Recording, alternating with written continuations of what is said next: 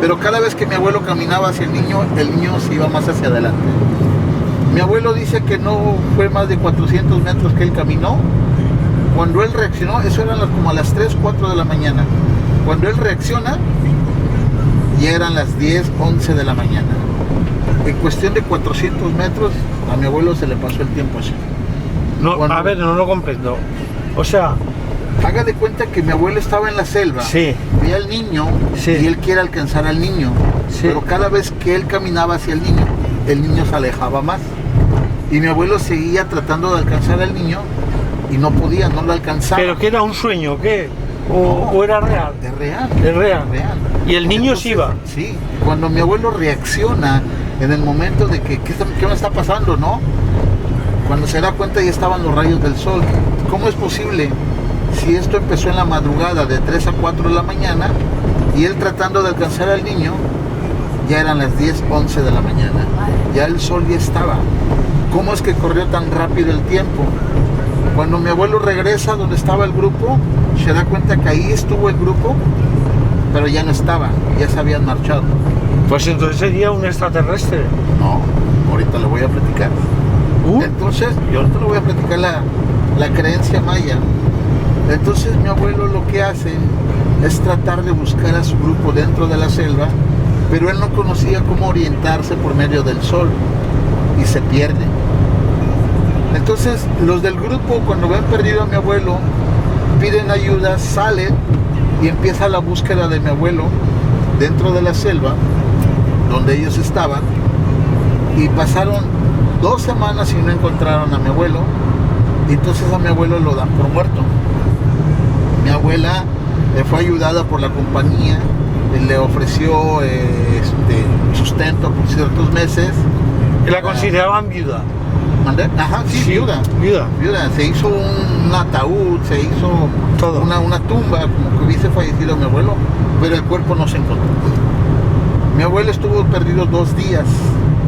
Él estaba perdido 2 días, no sabía qué hacer, no sabía cómo sobrevivir. Entonces, al tercer día mi abuelo se vuelve a topar con este niño, y este niño lo empieza a guiar hasta una civilización maya. En ningún libro va a escuchar, ni va a leer, ni nadie le va a platicar que realmente los mayas existen.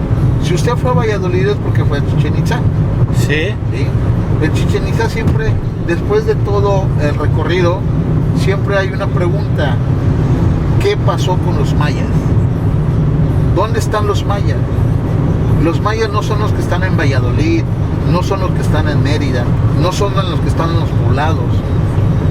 Y mucha gente piensa que los mayas, bien lo dijo usted, los extraterrestres se llevaron a los más genios de la tierra y eran los mayas. No es cierto, señores.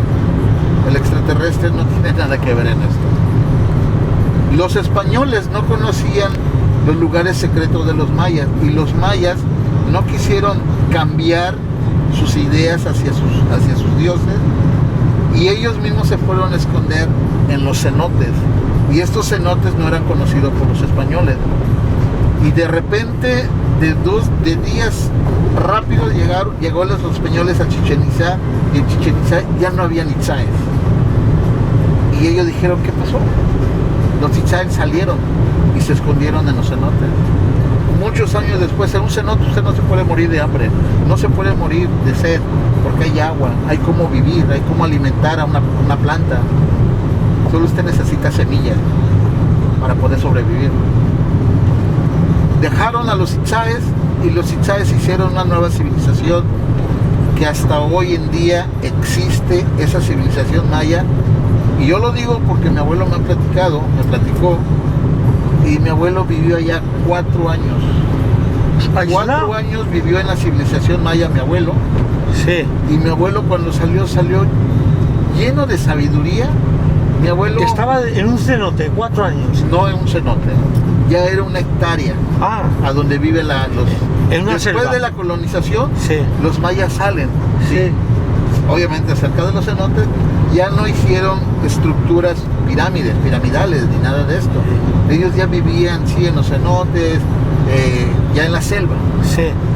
El gobierno de Yucatán se entera de esto muchos años atrás y entonces protege unas hectáreas. Esas hectáreas son protegidas, que nadie puede entrar ni nadie puede salir, ¿sí? Hasta el día de hoy. Entonces muchos soldados cuidan esos lugares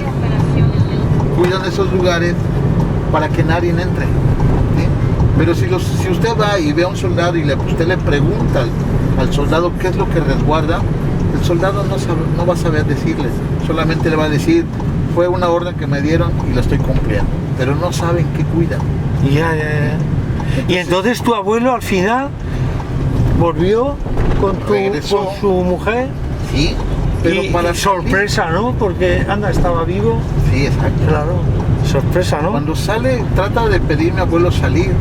Obviamente no se lo permiten. ¿Por qué? Porque tiene la idea los mayas de que ellos no quieren ser descubiertos. Y si sale mi abuelo, puede ser que mi abuelo diga en dónde están o algo así, ¿no? Ya. Entonces, que los descubra. Que los descubran. Entonces a mi abuelo le dicen que sí va a salir, pero bajo cierta condición. Entonces, que no diga nada. Les dan una piedra, le dieron una piedra con jeroglifos. Permítame, no me voy a avisar. Coméntalo. Ya los tengo a bordo, me estoy moviendo al Ocean Riviera. Dale, pues, bye. Y entonces, dime, cuando mi abuelo sale, le dicen: te vas a llevar esto. Esta es como una condición. Los mayas ocupaban la magia blanca. La magia blanca no puede hacer daño de una persona a otra, pero tú misma te puedes lastimar con la magia blanca. Le dan una piedra con jeroglifos en la cual decía que pues él no puede romper esta promesa, esta condición de decir dónde están ubicados, porque si lo hace, primero iba a ver morir a su familia y después él iba a morir. Ya. Entonces, o sea que lo guardó todo en secreto. Se lo guardó en secreto, y esa piedra todos los benditos días después de haber salido de esa selva, tenía que llevarlo en el pantalón. Tener estado siempre con él no se podía despegar de esa piedra. Sí. Entonces mi abuelo, cuando sale, se lleva la piedra y obviamente no va a arriesgar a su familia. Ya. Entonces mi abuelo nunca dice nada. La tradición maya dice que cuando tienes conocimiento maya, tienes que transmitírsela a tu descendencia. Mi papá y mis tíos salieron desde muy temprana edad de Valladolid en busca de una mejor vida. En Valladolid es muy difícil para vivir. Y mi papá y mis tíos se vienen a Cancún. Con mi madre. Entonces mi abuelo se queda con esa información, con ganas de comunicar, pero había prometido no decirlo. No. Lo que yo voy, la tradición maya de transmitir el conocimiento a alguien, pero mi papá y mis tíos ya no estaban. Entonces cuando yo regreso a Valladolid para estudiar un año que me faltaba en la secundaria, mi abuelo me decía, y se ponía contento y me decía: vas a ir a la escuela el día de hoy, tu primer día de clases. Cuando finalice tu escuela vas a pasar a comprar un periódico, El Por Esto, de Yucatán, y me lo traes. Cuando me lo traigas, vamos a almorzar, vamos a comer. Terminando de comer, nos vamos a sentar, me vas a leer tú el periódico, las noticias, y después de que tú me leas, yo te voy a platicar de muchas cosas. A comentarte. Yo no sabía absolutamente cuál era el tema o qué me iba a decir. Ese primer día compré mi periódico, llegué a casa, comimos. Después de comer, juntamos unas frutas que él cosecha en su casa. Nos sentamos en el jardín, yo le leí, y cuando le leí, él me empezó a platicar sobre lo que le pasó dentro de la selva, lo que conoció, y te lo contó, aprendió, y toda esa situación, ¿no? Sí. Entonces yo me quedaba sorprendido. Créanme que ese fue el primer día, y todos los demás días que yo estuve viviendo allá, con ganas llevaba yo el periódico para leerle a mi abuelo. ¿A qué años murió tu abuelo? Mi abuelo murió en el 13 de abril del 2007. 2007. 2007. ¿Y tenía? 80 y casi 90 años ya. Casi 90. Entonces mi abuelo sí. Pues seguro que tendréis familia en España. Pues Claro, yo claro. creo que sí, y ha dado una coincidencia de ¿Y tú que cómo te llamas de nombre? Manuel Tejero. Manuel Tejero. Tejero Canul. Canul de parte de mi abuela por ser maya y Tejero obviamente por mi abuelo. Pues hombre, si tuvo que salir en la época de la guerra de España, Pero fueron los dos hermanitos solos que los debieron. pero tendrá primos allá. Tendrá los padres, Claro, tendría los bisabuelos. claro, tendrás primos y demás aquí en España. ¿Y no tienes relación con nadie de España?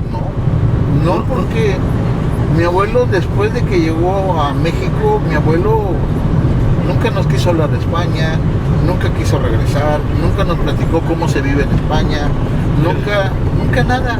Nada, Nunca porque supimos cómo se llama. es que es papá. un trauma muy grande lo de la guerra civil. Creo que ese fue el trauma que él tenía, Claro. pero Y viniendo además de niños y quedarse él solo. Buah. Y el hermanico se murió. sí, Eso, claro, para tu Esto es para abuelo es... escribir una novela, ¿eh? Sí, sí, sí.